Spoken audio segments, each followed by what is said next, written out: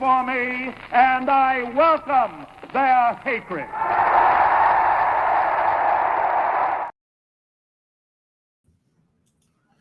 What is up, everybody? This is Hater Radio. My name is Chris McLean. I'm here with my co-host, Ian Gibson. How are you, Ian? I'm doing really good. Probably some of the best 48 hours of the college football season the last 2 days. Yeah, exactly. I just wanted to take a moment before we really get into this. A lot of my friends and my wife's family are going to, wife's friends have been dealing with a lot of adversity right now. 13 members of my union, my local, lost their houses in this fire. And, it's been a really crazy ordeal for LA the last like 4 or 5 days. We've been really stressed. It's been terrible, and I don't know what to say to make people feel better about it. It's been very bad. But I will say that the firefighters and the first responders and everyone doing everything they can to help everyone have been top notch. And I'm just rooting for everybody, and hopefully we can stem the tide. I know the next couple of days, we're filming this on Saturday night. The next couple of days, there's going to be more wind with a chance of more activity fire-wise. So, hopefully we can get through this. There is potentially some rain at the end of the week and of next week. So maybe there is some light at the end of the tunnel, and maybe we can get through this, and the rain can help alleviate the situation. But just praying for everybody, and just being, it's been an ordeal, but I will say that LA has definitely picked up the mantle, and, people have been really strong during this, and, through adversity, it only makes you stronger. So, it's, like they say, whatever doesn't kill you just makes you stronger. So I hope that we come out of this even better than before. But let's get into it. So talking about the college football playoff, like Ian said, those 2 days, man,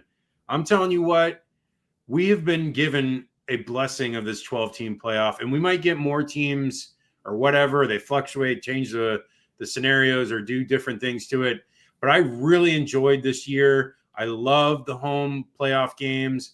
I love the quarterfinal games. I thought almost all those were enjoyable. And then we got even better semifinals games here in the Cotton Bowl and the Orange Bowl. So, I'm telling you, I know people were upset about how things were going through the season, but I think as things laid out and they went the way they did, we got more enjoyable football. And I think that is the goal with everything that we do, is to get the best possible matchups and the most interesting games, because both of these games were down to the wire. The Notre Dame game was down to the last second field goal, and then the Ohio State game came down to 2 minutes left in the game before Texas did what they did. But just tremendous games.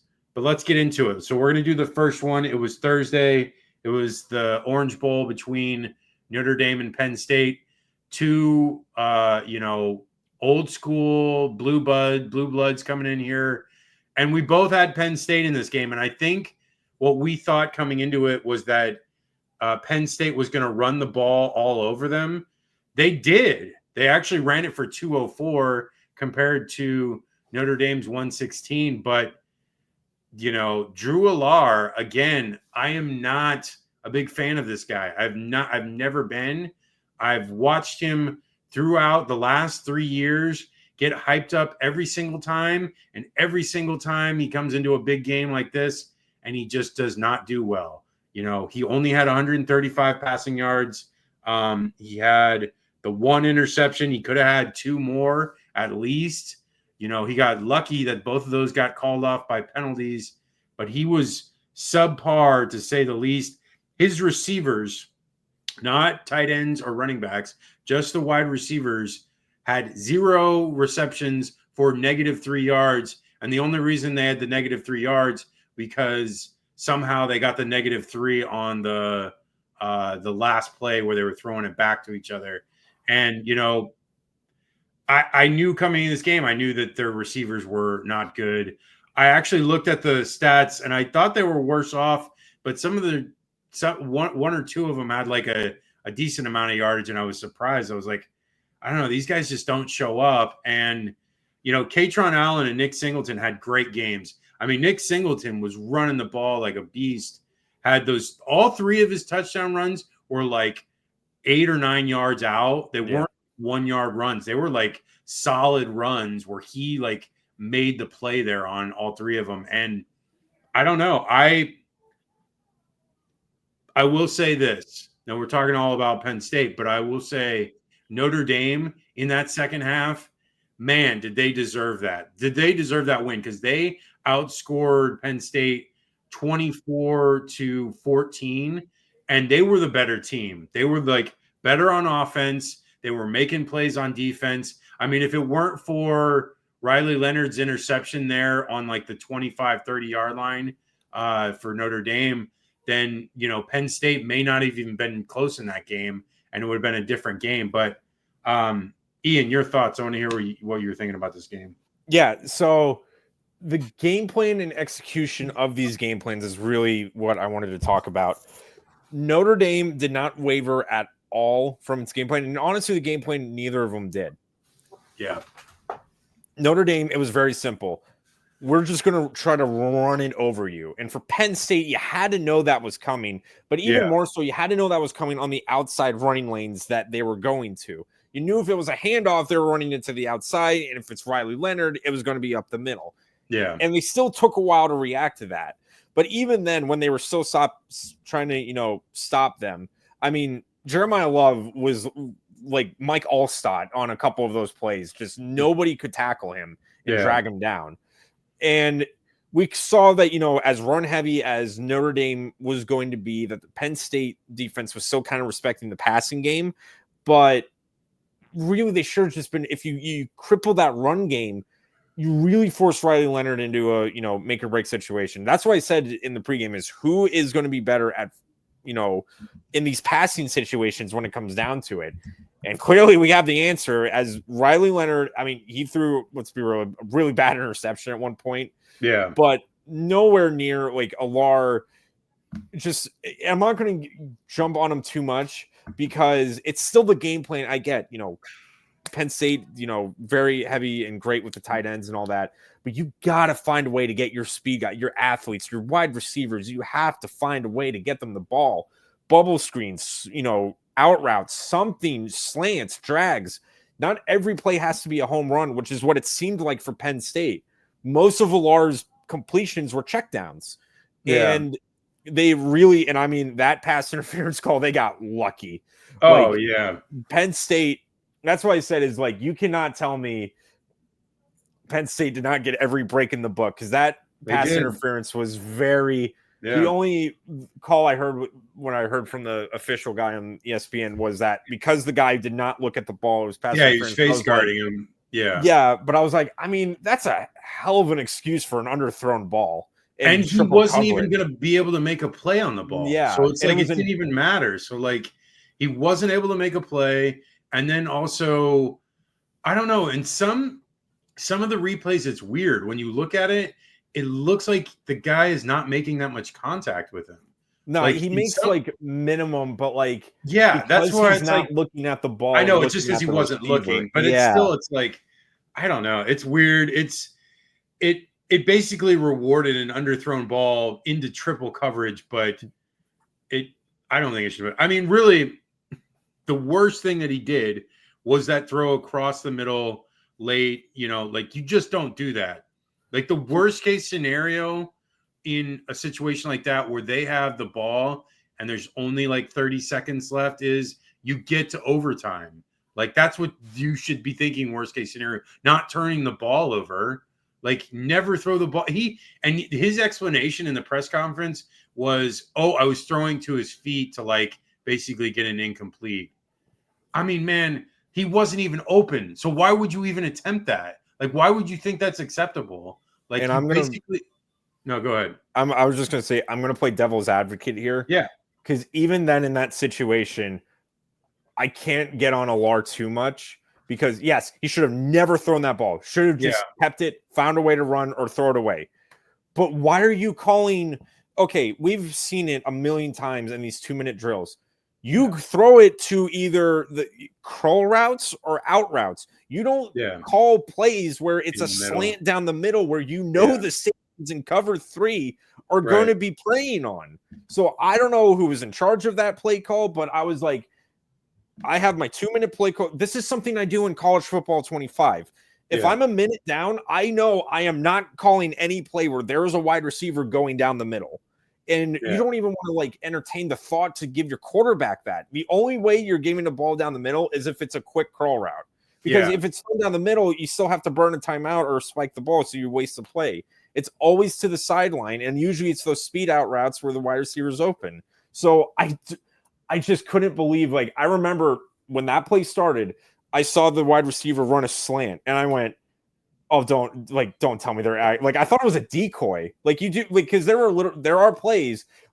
Yeah, where you run a decoy to then throw out. As a decoy, do not throw it to him. We're just trying to bait the safety. But I was like, again, the whole reason he threw it, what he said was because he was trying to throw an incomplete to get to the next play. Then you throw the ball the ball out of bounds. I don't know if he was outside the tackle box, so I can't remember for sure.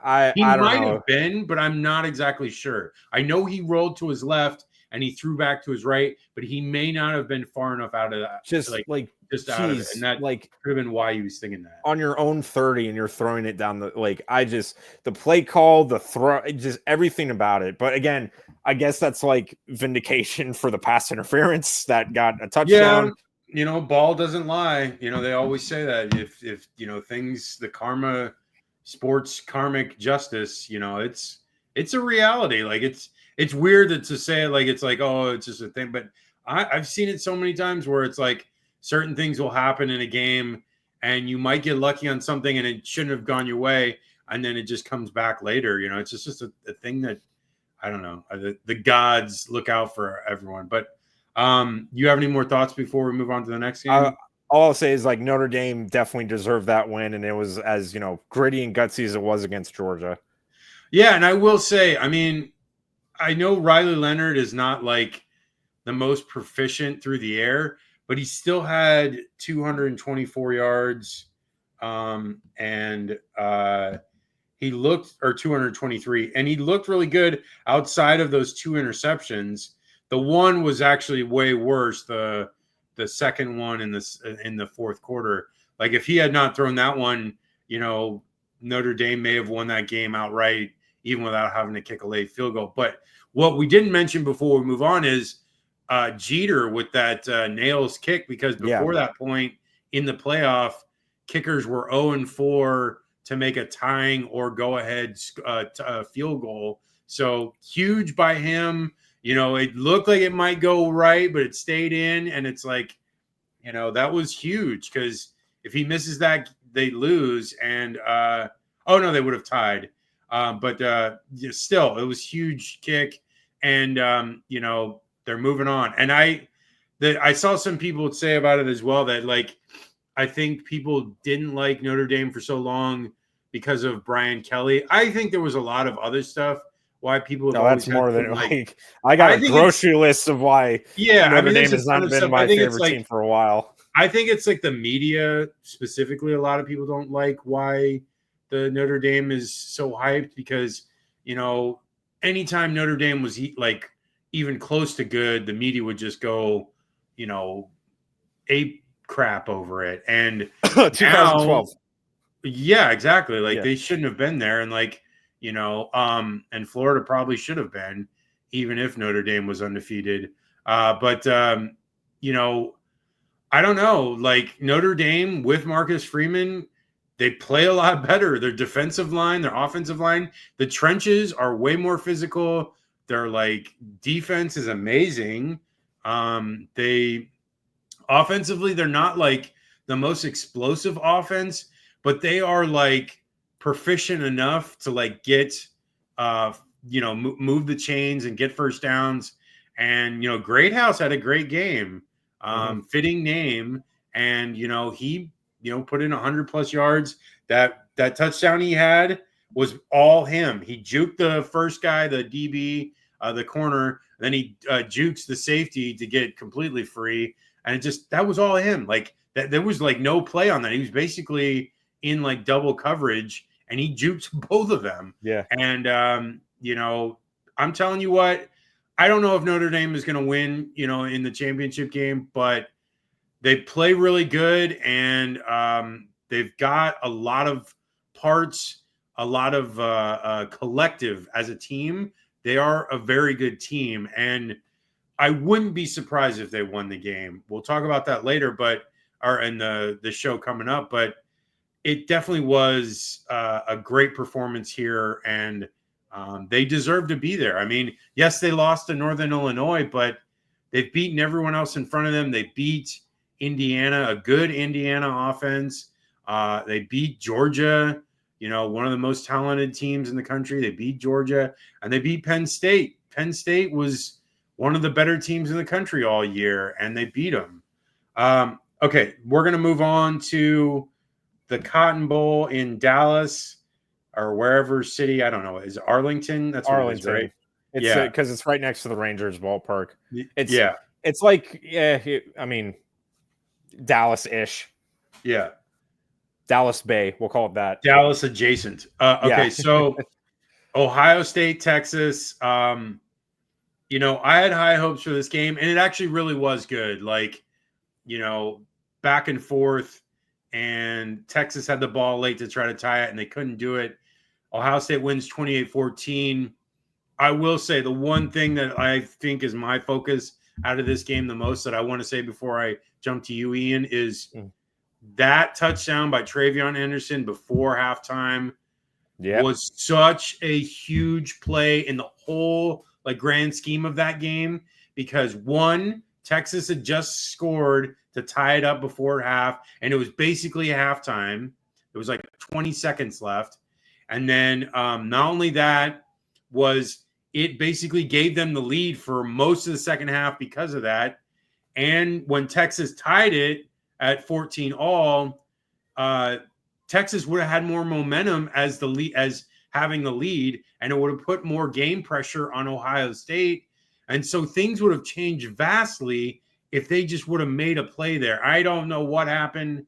I know it was like really quick bang, bang, because it was like, Howard just pulling back. He waits for them, and then he just throws it over the top. And there was like 4 guys rushing in. So there was there was a few in coverage, but there was like 2 on the other side. And there was only really like maybe 1 or 2 guys that could actually make a play. And the offensive linemen just got downfield like way fast, and they were right there. And then they had no path to get to the running back, Travion Henderson. So it was I've never seen a second quarter play basically being the entire difference in the game. It really was because it changed. Texas was playing catch up that whole game after that. Exactly. It changed the entire outlook, and not only just catch up, but momentum as well, because Texas got momentum when they scored that late touchdown, and it's like, oh, we got everything. And then boom, Ohio State scores going into half. And it was like, oh, now we're behind again. And it was like, man, if they stop that play there, I don't know if Ohio State wins that game. I really don't. But your thoughts, Ian? Yeah, in this game, and I was texting George the whole way, it went as what I thought. It went like an Ohio State game. Straight up, brutally honest, Ohio State out-athleted Texas. Every one of their runs and wide receiver routes were based solely on just, can we be faster than those guys? And they were. Yeah. That's the one advantage Ohio State had, is that they may not be as physical as maybe the linebackers or the corners there, but they sure are faster. And this was the thing with Ohio State, and what makes them so dangerous is their kind of 3-headed monster attack. of their wide receivers. Because, yeah, you got Jeremiah Smith, who's just this absolute beast, but you still got to, Carnell Tate was the one that ended with the most receiving yards. Jeremiah Smith was a non-factor that whole game, Yeah, but he it only didn't had matter. 3 yards. You have, Emeka Egbuka, you have Egbuka, Travion yeah. Henderson, you had Carnell Tate, and Jeremiah Smith, I think, had one. Yeah, and Junkins, can be good on, those wheel and wide receiver routes. Jeremiah Smith had one catch that whole game. So for Texas, they did an excellent job on that one. But there was just too much speed for that secondary to keep up with. And we saw that whenever there needed to be a, third and half to make it down, they would just run routes like speed out routes, drags, slants, where it was just going to be like, you're going to get at least 2 yards of space because I am faster than you. And that's ultimately what it came down to. Texas's offense, we knew they had to start fast because they've started good in the first half of every game. It's when they get into the second half was the trouble. And this time it was the whole half. They just never could generate anything that was sustained. They had really good long drives, but they just weren't as, you never felt like when I was watching Ohio State, even though, it was 28-14 was the score, and one of them was a defensive touchdown, which I'll get to. Every time they had the ball, I had the feeling like they could score this drive. Texas, depending on the field position, I was like, I don't know if hopefully they can get like something generated, but you never had that feeling whenever Texas had the ball this game. And finally, might be mean, but I said, being first and goal at the 1 yard line. Oh yeah. Gotta talk about is up there with Colt McCoy getting injured now for Texas fans and stuff they will talk about, where if it went that way, it would have gone different. You are at first and goal at the 1, and you run play up the middle, you get stuffed. And I don't know what Sarkisian was thinking. He is normally a great play caller, but when you are at the 1 yard line, you never, ever, ever, ever, ever go backwards to start the play. And when they pitched that toss play, Ohio State read it like a book, and they ran in there and blew it up. And then you're at the 7 yard line, and then, Jack Sawyer comes in, steals the ball from Quinn Ewers, and then that was curtains. That was, again, I said, like, I texted him. I was like, that is up there with the whole McCoy getting injured as like the most infamous moments in Texas history since, the 2000s. Because I don't know how, like, you still are like, look, if I'm a coach, I get one of my linemen as a fullback and I have him pick up Quinn Ewers and throw him into the end zone. That's what I do. You just run that ball up the middle and maybe run a play action fake, but you never, ever toss it that far back. At the very least, you hand it off on a stretch play. You never toss it that far back where it's 3rd and 7 at that point. But yeah, regardless, it was a shotgun snap.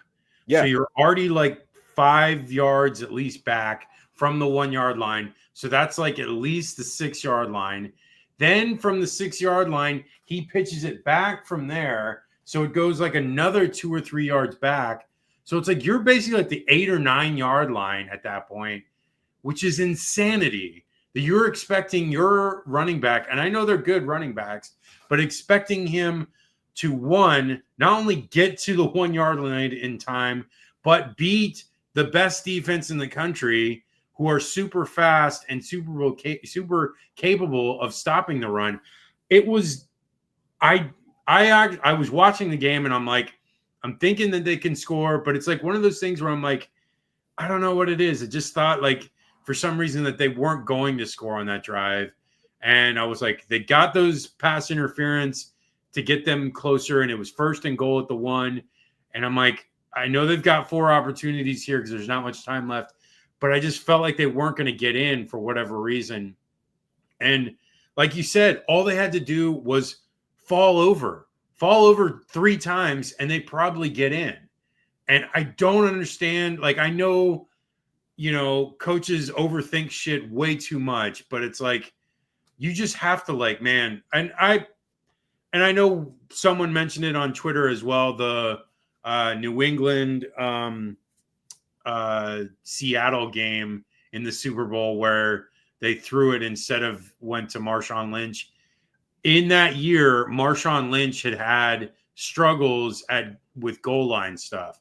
So they were like aware that there was going to be hard to get that 1 yard with Marshawn Lynch. I don't know what they were thinking.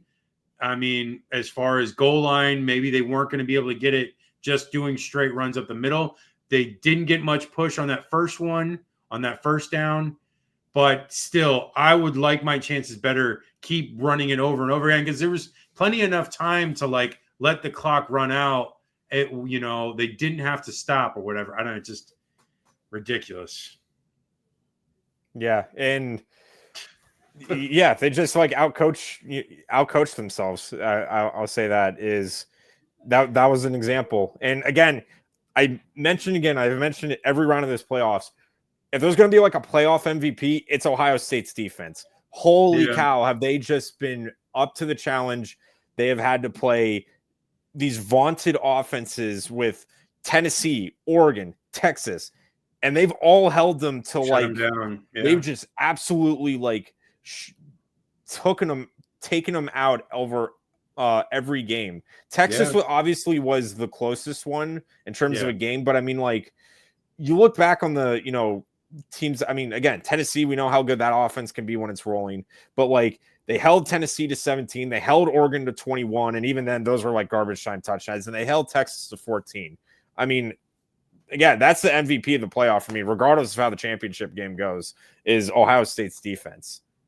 I mean, I will say, yes, their defense has been tremendous, but I will say that Texas did not look terrible on offense here, and I think they probably looked the best out of any of the offenses that have played against Ohio State so far this year, which does not bode well for Notre Dame, because Ohio State only gave up 58 yards of rushing in this game and not much in these other two games as well. So Notre Dame's going to have to figure some things out, maybe some trick plays or something, because they're going to have to get yards somehow, because they will not be able to throw it as much as Texas did. But I know you said that, Ohio State, whatever, and Texas didn't look like they were going to score much. I don't know. I mean, like, Texas had a better third down efficiency.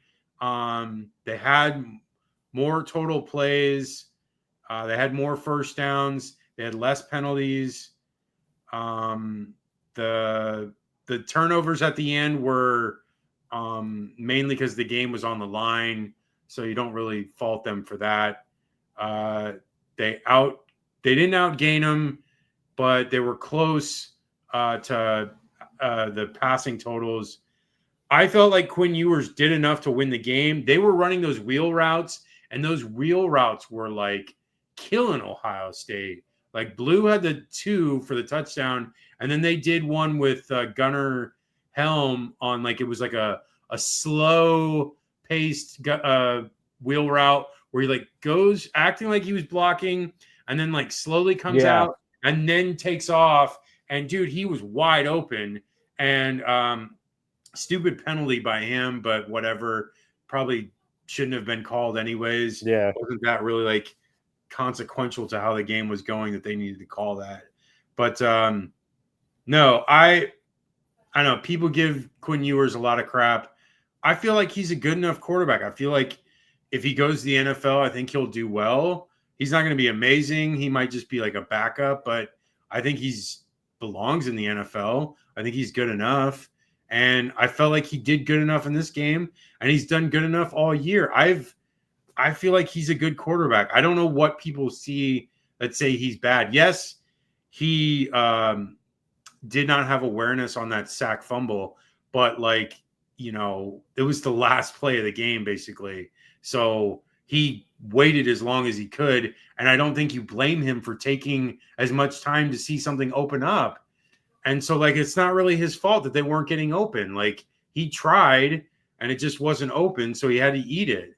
And then the late interception, whatever, the game was, they're already down 14. They were going to need a miracle anyways. So I don't know. I don't like the Quinn Ewers slander. I know you weren't saying it specifically, Ian, but I've seen it throughout the timeline on Twitter, and it bothers me because I don't think he's bad. I think he's not amazing, but I still think he's a pretty good quarterback. And, he led his team to the semifinals of the playoffs and definitely did a really good run this year, especially the first year in the SEC. And, they beat some decent teams and, I don't know. It is what it is. Do you have any thoughts before we run this out? No, I'm just overall. I mean, these were obviously the best, 2 games of the last couple games of the playoffs have been amazing, but this one was no exception. Yeah, both teams, they knew what was on the line. They knew their chance at a national championship was there. And both teams played the best games of the year, in my opinion, both sides collectively. They had to play the toughest teams they played so far, and they met the challenge of both Notre Dame and Ohio State, and they answered the bell. I mean, when you think about it, too, both teams faced, huge, embarrassing losses. One of them, obviously, NIU. There's jokes that, I kind of agree with this. Before Monday, that Sunday should be NIU versus Michigan. I'm totally okay with that. Yeah. I would love to see that matchup. But, Notre Dame gets embarrassed by NIU. And then Ohio State somehow loses to Michigan. And through all of that, still don't know how that happened. I still don't know either. The eighth wonder of the world right there. A team that can't throw the ball at all somehow beat the best defense in the country and one of the best defenses in the last couple of years. Yeah. And remarkable. I'm still blown away. Dude, when they hired Jim Knowles, I knew it. I was like, man, they really moved in the right direction by hiring that guy because he is one of the best coordinators defensively, and it's proven itself the last couple of years. And this year obviously is the crescendo of all that. So yeah. Okay, that's the show, everyone. We have 2 more shows to go. I'm kind of excited because I've been ready to get to the off season. It's been a long year. It's been a great year. Oh yeah, we're officially at 2,000 subscribers on YouTube. So thank you for everyone for subscribing and following us on YouTube. We really appreciate it. I had a goal to start the year of 1,000 subscribers because we started with 200. We got to 1,000 probably I think it was 8 or 9 weeks into the season, some 2 months maybe or whatever. And then I didn't know if we were going to get to 2,000 because it was going from 800 more to 1,000 more is kind of a huge leap, but we got it. And, I'm really proud of everything. Really proud of you, Ian, for being a part of this. And, this is really just the beginning. And, we really love the sport of college football, and we know that it comes across when we do these videos, and we are grateful for all of you guys being a part of this. And, 2 more shows. We'll make the best of it. This is going to air on Sunday night at the normal time. And then actually, no. Yeah, I'm going to do Sunday because it's already too late tonight. But yeah, I'll do Sunday. And then we're going to tape our show on Monday for the Wednesday show. And then the last show will be the 20th during the championship game. We will do a live stream when that game's going on. So look forward to that. Check out for our articles on haterradio.com. All of the socials is Hater Radio for Instagram, Threads, Twitter, X, Facebook, TikTok, YouTube, and Ian, what are your socials? Yeah, at Instagram, YouTube, and Twitter, it's at G_Gator_G. Yeah, so G5 Gibson, remember that. Yeah. And, so I want to do a challenge like that. Maybe we can find a way. I could probably, if you give me I was telling my wife that I said, if you give me a state, I could probably tell you every Division I team in it. Like every 50 states, I could probably. Well, not all because you got Alaska. Hey, Anchorage, save that for the live stream. Yeah, I can do I'm that. sure we'll have plenty of things to talk about in the live stream. Yeah. Okay. All right. That is the show, everyone. We'll talk to you on. You'll hear from us on Wednesday. All right. Take care, y'all.